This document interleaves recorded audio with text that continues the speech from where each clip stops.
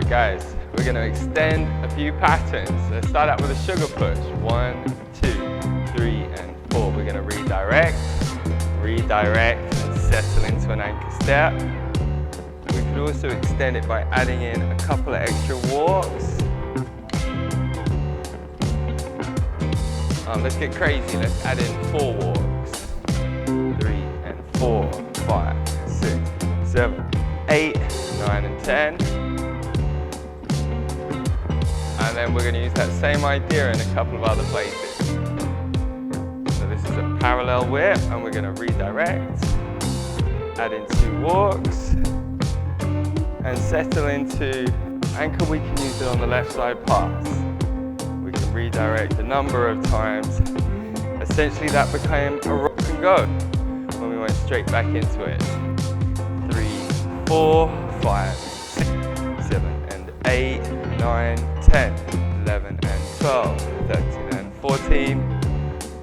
Endless fun to be had learning to extend your patterns just like that. Alright guys, we're back to break down our sugar push, our parallel whip and our left side pass. We're going to be adding in a few extensions. The way that we transfer this is through our frame. So if we were to take a 2-hand hold, it's very important to get a firm understanding of your anchor position.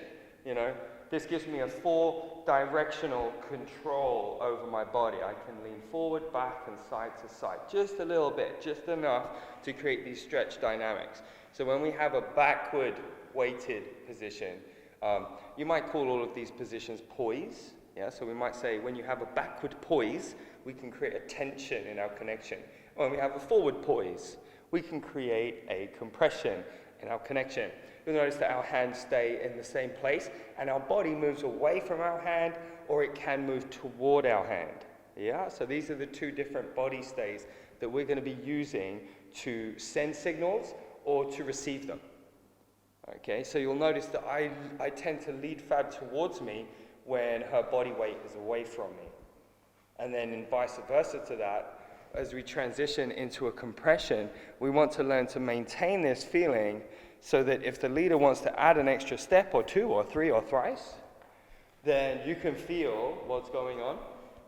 If we're in a neutral state all the time, it can be very hard to read the messages or in fact transfer those messages to your partner.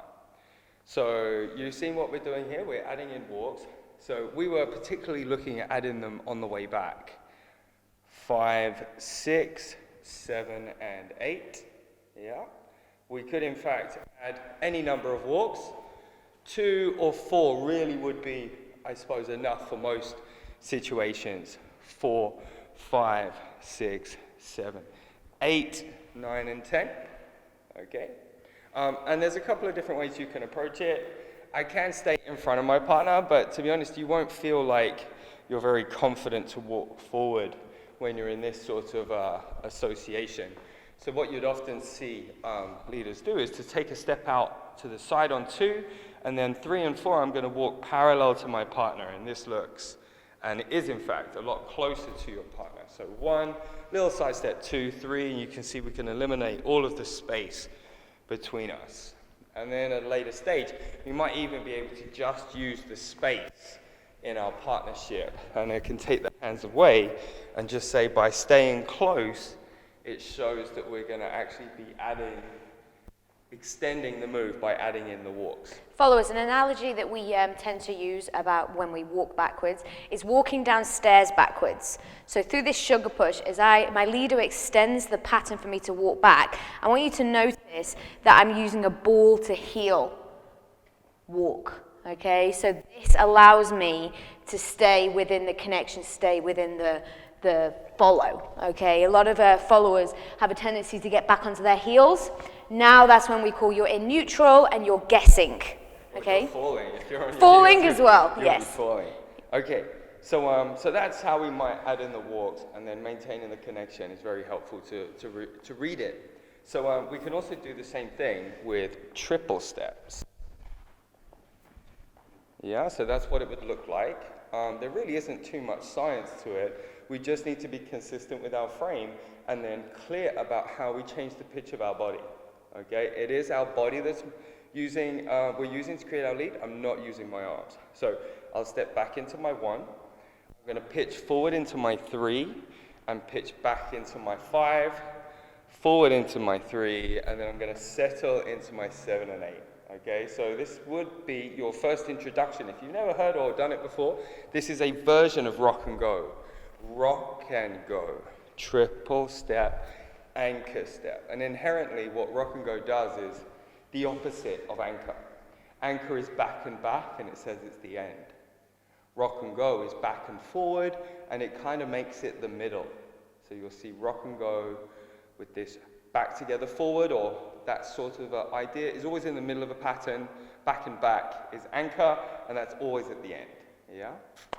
Okay, so we can in fact create a combination out of those walks and triple steps using our sugar push. So we're going to add 2 walks in here, and then I can add 2 triples in there, can keep our weight at the front, and add 2 more walks in our sugar push. Let's do it again. So 1, 2, 3, and 4. Oh, I changed the order, didn't I? Oh, I'm sorry. Yeah, but it's endless opportunity with this. Add the walks first, or add the triple steps first. It really, really doesn't matter. What you'd really be trying to do is match what you hear in the music with these types of movements.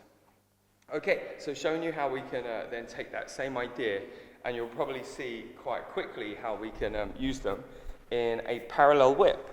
As soon as we get to a parallel whip, on count 6 especially, you can see we're very similar to where we were in that sugar push when we extended the walks.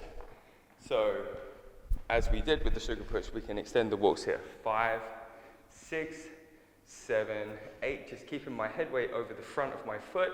As soon as I push my head weight back, it sort of signals that it's a change. And that change in this case is the end of the move, or the end of the close position compression. So, as we did with the sugar push, we can also add in the triple steps. Triple, triple, you can see us pitch and pitch. Let's add the 2 walks back in and settle to anchor. So the same thinking, you could do all of those combinations.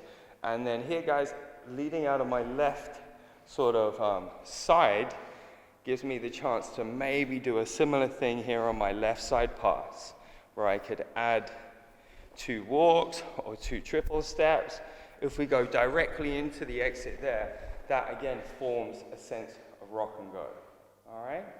So I think you'll see us do it to the music, and I'll show you how you can put all those things together. Have fun extending your patterns, guys. All right, guys, we're going to extend a few patterns. Let's start out with a sugar push. 1, 2, 3, and 4. We're going to redirect, and settle into an anchor step. We could also extend it by adding in a couple of extra walks. Let's get crazy. Let's add in 4 walks. 3 and 4, 5, 6, 7, 8, 9, and 10.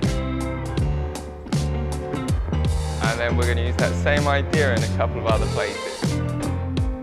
So this is a parallel whip, and we're going to redirect, add in 2 walks, and settle into anchor. We can use it on the left side pass. We can redirect a number of times. Essentially that became a rock and go when we went straight back into it. 3, 4, 5, 6, 7, and 8, 9, 10, 11, and 12, 13, and 14. Endless fun to be had learning to extend your patterns just like that.